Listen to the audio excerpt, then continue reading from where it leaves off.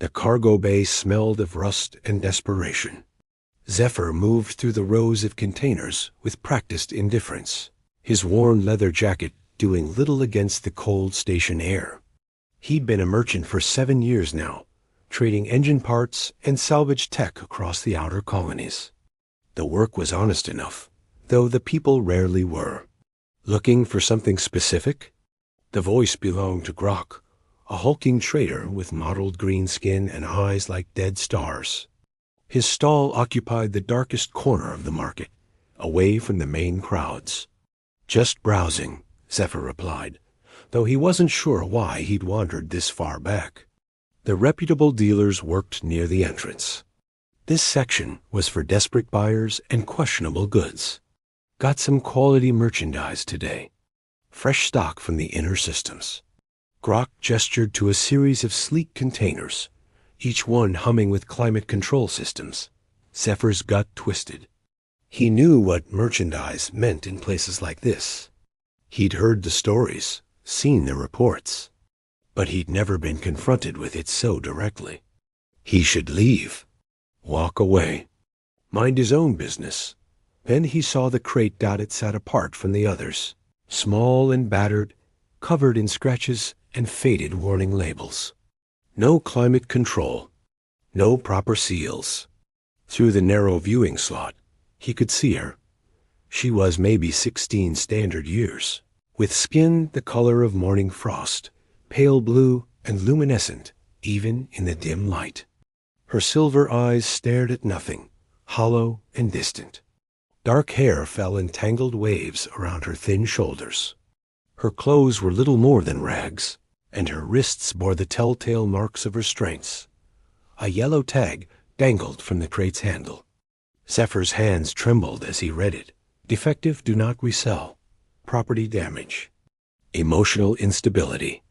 Return to processing. Forget that one, Grok grunted, noticing his attention.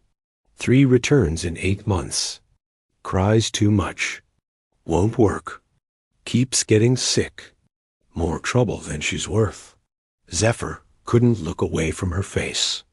She was staring at him now, those silver eyes meeting his with a mixture of fear and resignation. She expected him to walk away. Everyone did. How much? The words left his mouth before he could stop them. Grok laughed, a wet, ugly sound. She's not for sale, friend. Marked for disposal. Getting picked up by the recyclers tomorrow. Disposal? Zephyr's voice came out harder than intended. She's a person. She's a failed investment. Broken goods. Can't work. Can't follow simple instructions. Constantly needs medical attention. Grok waved a dismissive hand. Cut my losses and move on. That's business. Zephyr's jaw clenched. He thought of his mother, how she'd raised him and his sister alone after their father died. How she'd worked 3 jobs to keep them fed. How she'd always told him that kindness wasn't weakness. It was strength. He pulled out his credit chip, the one loaded with this month's earnings. Everything he'd made from the engine parts he'd sold on Terminus Station. His rent money. His food budget. All of it. Name your price. Grok's eyes widened, then narrowed with calculation. You serious? She's damaged. Probably won't last a month. I'm serious. The trader named a figure that made Zephyr's stomach drop. It was twice what he'd expected, nearly everything on the chip. But he transferred it without hesitation, his hands steady despite the racing of his heart. Grok shrugged, pocketing the credit chip. Your funeral. Don't come crying when she breaks down on you. The crate lock hissed open. Zephyr stepped back, giving her space. The girl didn't move, just stared at the open door like it might be a trap. You can come out, he said softly. Or I can wait. Your choice. Silence stretched between them. The market sounds faded into background noise, the haggling, the machinery, the hum of 1,000 lives intersecting briefly before moving on. All Zephyr could hear was his own heartbeat and her shallow breathing. Finally, she moved. Her legs shook as she stood, one hand bracing against the crate's interior. She was shorter than he'd thought, barely reaching his shoulder. The rags she wore, he couldn't even call them clothes, hung loose on her frame. She took one step, then another. Her silver eyes never left his face, searching for the trick, the trap, the moment he'd change his mind. Zephyr held out his hand, not reaching for her, just offering. My ship's not far. It's not much, but it's warm, and it's safe. I promise. She looked at his hand for a long moment. Then, slowly, she placed her own in it. Her fingers were ice cold and trembling, but her grip was surprisingly strong. They walked through the market together. People stared. Some whispered. Zephyr ignored them all, matching his pace to hers, letting her set the speed. She stumbled once, and he caught her elbow gently, steadying her.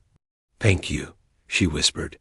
Her voice was like wind through grass, barely there. "What's your name?"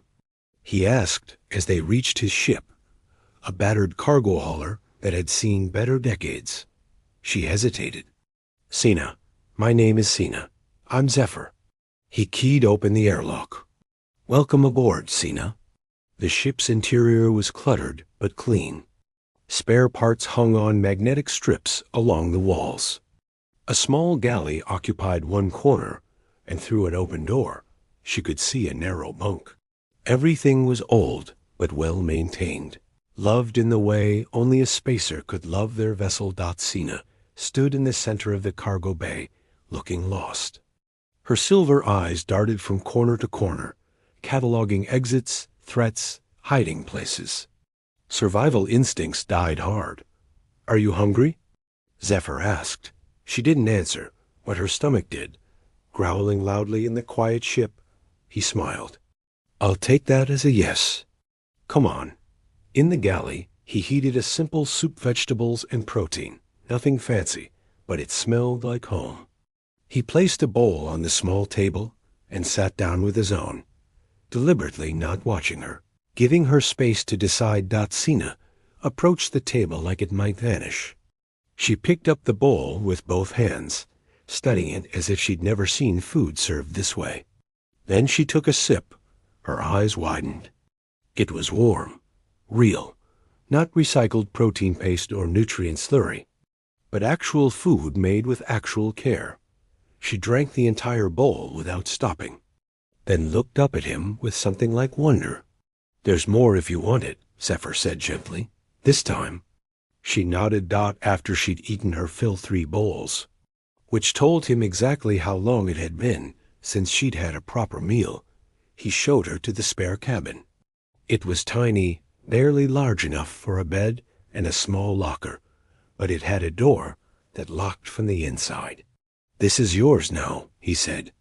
"The lock works. I won't come in without permission. Ever." Sina stood in the doorway, staring at the bed like it was an alien artifact. "Why?" The word came out broken. "Why did you buy me?" Zephyr turned to face her fully.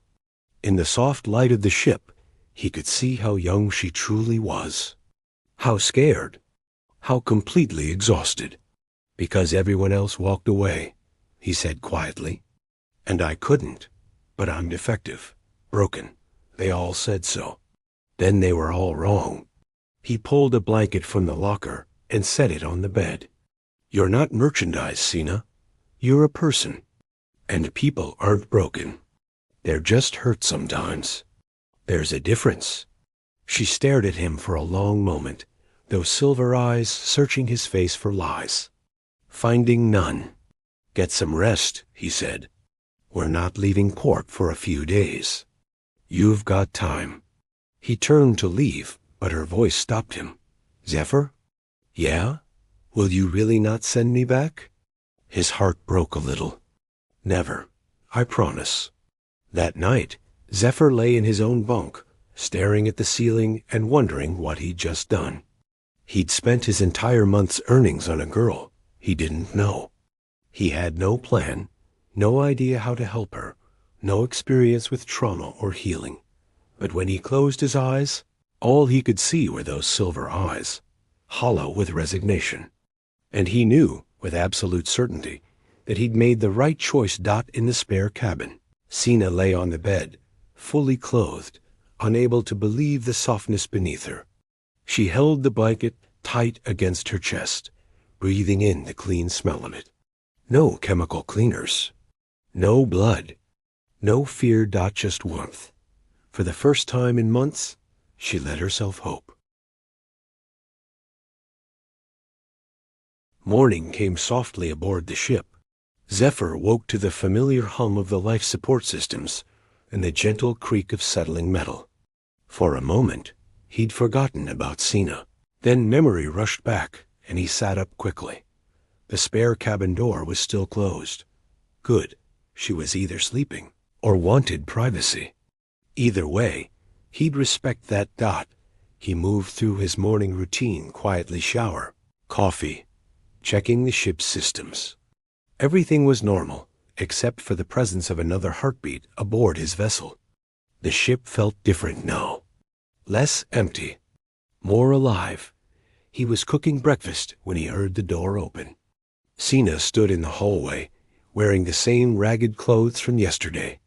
Her silver hair was tangled, and she looked like she hadn't slept at all. Those silver eyes watched him warily, tracking every movement. "Morning," he said, keeping his voice gentle. "I made extra eggs if you're hungry." She didn't respond, just stood there like a ghost. Zephyr plated the food and set it on the table, then deliberately turned his back to her, focusing on his own breakfast. Pressure made trust impossible. Space created safety. He heard the soft pad of bare feet on metal floor. A chair scraped. When he glanced over, she was sitting at the table, staring at the plate like she was solving a complex equation. "They're just eggs," he said with a small smile. "I promise they're not going to bite back." The corner of her mouth twitched. Not quite a smile, but close. She picked up the fork awkwardly, like she wasn't used to utensils, and took a small bite. Then another. Then she was eating with the desperate efficiency of someone who'd learned never to waste food. Zephyr ate his own breakfast, occasionally glancing at ship diagnostics on his tablet. Normal morning. Just two people sharing a meal. Nothing strange about it. "The shower works," he said casually. "Hot water, soap, towels in the cabinet. You can use it whenever you want." Sina's fork paused halfway to her mouth. "Really? Really? This is your home now, too. Everything here you can use." He finished his coffee. "I need to go to the station market today, pick up some supplies. You can come if you want, or stay here. The ship locks from the inside. You'd be safe." Her fingers tightened around the fork. What if? What if someone sees me?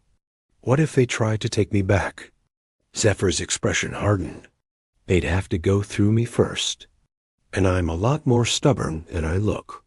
She studied his face, searching for the lie, the catch.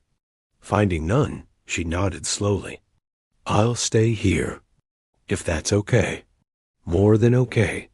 Smart, even. Stations can be overwhelming. He stood, collecting the plates. "I'll be back in a few hours. If you need anything, there's a COM panel by the door. Just press the blue button, and it'll reach my handheld." After he left, Sina sat alone in the quiet ship. The silence wasn't oppressive like it had been in the crate. It was gentle, peaceful. She explored slowly, touching things with careful fingers. The galley with its strange cooking tools. The cargo bay with its organized chaos. The cockpit with its bewildering array of controls. Finally, she returned to the bathroom. She locked the door, tested it twice to be sure, then stared at her reflection in the small mirror. The girl looking back was a stranger. Hollow-cheeked, tangled hair, eyes too large for her face. Bruises fading to yellow on her arms. The collar marks on her neck were still visible. Angry red lines where restraints had chafed. She looked broken, but maybe. She thought, remembering Zephyr's words. Maybe broken wasn't the same as beyond repair. The shower was heaven. Hot water, actual hot water, not recycled condensation poured over her skin. She found soap that smelled like mint and something citrus. She scrubbed it until her blue skin glowed, until she felt clean for the first time in months. When she emerged, wrapped in a towel that was softer than anything she'd ever owned, she found clothes laid out on her bed. A simple shirt, pants that looked like they might actually fit, and socks. Real socks. A note sat on top, written in neat handwriting. Found these in storage. They were my sister's. She won't mind. China touched the fabric with trembling fingers. No one had given her clothes before. Not real ones. Just scraps, uniforms, whatever was cheapest. She dressed slowly, savoring each piece. The clothes fit well enough, warm and comfortable. She caught her reflection in the small mirror by the bed and barely recognized herself. She looked almost normal, almost like a person. Zephyr returned 3 hours later, arms full of supply crates. He found Sina in the cargo bay, sitting cross-legged on the floor, examining a broken circuit board with intense focus. "Find something interesting?" he asked, setting down his load. She jumped, then relaxed when she saw it was him. "I hope it's okay. I found it in the salvage bin. It's broken, but I think I could fix it if I had the right tools." He moved closer, looking over her shoulder.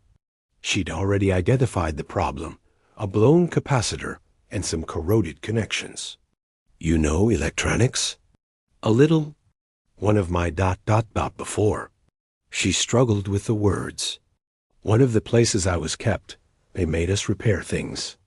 I was good at it, but then I got sick and couldn't work fast enough, so they sent me back." Zephyr felt anger simmer in his chest, but kept his voice calm. "Getting sick isn't a failure, Sina. It's being human." "Well, you know what I mean? I'm not human," she said quietly. "No, but you're alive. That's what matters." He pulled a toolbox from a nearby locker. "Here, fix it if you want. And if you break it worse, who cares?" It was already broken. Her eyes lit up the first real spark he'd seen in them. She dove into the work with surprising skill, her thin fingers delicate and precise. Zephyr watched for a moment, then started unpacking supplies, giving her space to work. An hour passed in comfortable silence. Zephyr organized inventory, while Sina worked on her circuit board. The ship hummed around them, a living thing carrying its small crew through the vastness of space. "Done," Sina announced suddenly. Zephyr looked up. She held the circuit board like a trophy, connections gleaming, capacitor replaced with one she'd scavenged from another broken piece. He plugged it into a diagnostic tool, green lights across the board. Perfect functionality. "That's impressive," he said genuinely. "Really impressive." She ducked her head, but he could see the small smile. Pride. When had she last felt that? "Hey, Sina?" She looked up. "You're not defective. You're talented. There's a difference." Her smile grew a fraction wider. That evening, Zephyr set up a video call with his sister. Myra's face appeared on the screen, all warm brown eyes and bright smile. She was 3 years younger than him, living on a colony world with her wife and working as a teacher. "Zeph, you look terrible. Are you eating?" "Nice to see you too," he said dryly. "And yes, I'm eating. Actually, I wanted to talk to you about something." Myra's expression shifted to concern. "What's wrong?" "Nothing's wrong. Actually, something's right for once." He took a breath. "I have a guest on the ship." "Her name is Sina? A guest? You?" Myra's eyebrows shot up. "You hate having people on your ship. You didn't even let your last girlfriend stay over. This is different." He explained, keeping it brief but honest. Mira's expression went from curious to horrified. to fiercely protective in the span of minutes. She's there now? Can I meet her? I don't know if she's ready for, please? Myra's eyes were pleading. I promise I'll be gentle. I just want to say hi. Zephyr sighed. He walked to Sina's cabin and knocked softly. Sina, you have a minute? The door opened. She'd been reading something on a datapad he'd given her. Educational materials about starship mechanics. Is something wrong? No. My sister wants to say hello. You don't have to, but she's persistent. And if I don't at least ask, she'll lecture me for an hour. Sina hesitated, then nodded. She followed him to the cockpit, staying slightly behind him like a shadow. When she saw Myra's face on the screen, she froze. Myra's expression melted into pure warmth. Hi, Sina. I'm Myra. It's so nice to meet you. Hello, Sina whispered. My brother tells me you're good with electronics. That's so cool. I can barely change a light bulb without electrocuting myself. Myra laughed, and the sound was infectious. Are you settling in okay? Sina glanced at Zephyr, who nodded encouragingly. Yes, he's been ... kind. That's good. Because if he wasn't, I'd have to fly out there and kick his butt. Older brother or not. Myra winked. Listen, Sina, I know we just met, but I want you to know something. You're family now, okay? That means you've got people who care about you. Real people. Good people. Sina's eyes widened. Family? Family, Myra confirmed firmly. No returns, no exchanges, no fine print. Just family. For the first time since Zephyr had found her, Sina's eyes filled with tears. But these weren't tears of despair. They were something else entirely. Hope, maybe. Or relief, or perhaps just the overwhelming feeling of being wanted. After the call ended, Sina stood in the cockpit, wiping her eyes. She seems nice. She's the best person I know, Zephyr said. Takes after our mom.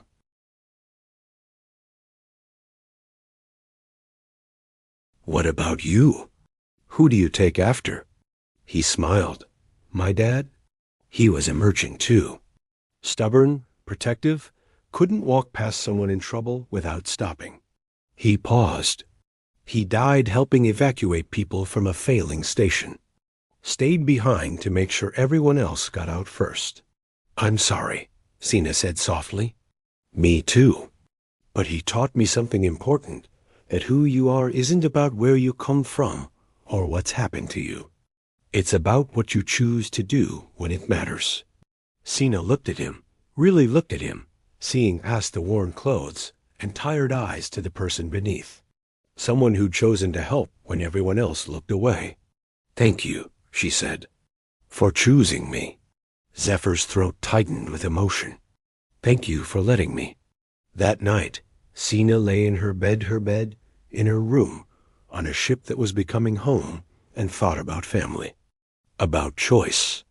About the strange, wonderful possibility that maybe, just maybe, she deserved good things. In his own cabin, Zephyr stared at the ceiling and wondered when exactly his feelings had shifted.